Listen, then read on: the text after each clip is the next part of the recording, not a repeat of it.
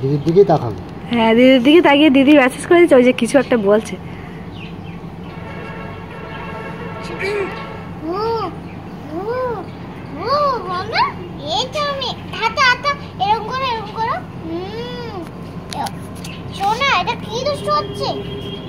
কত এক্ষুনি তুমি কত হাসলে, কত হাসলে তুমি এক্ষুনি।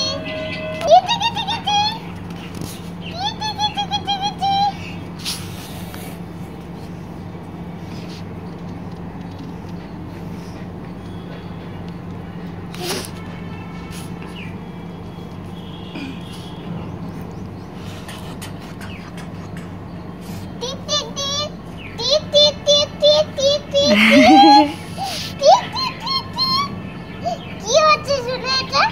এটা আসলে কি হচ্ছে? এতদিন পরে দিদির মেসেজ কাটছো?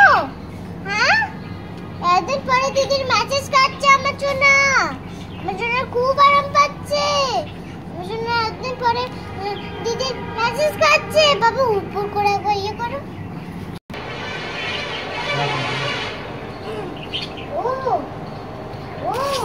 কিছু করবে না, শোনো কিছু করলে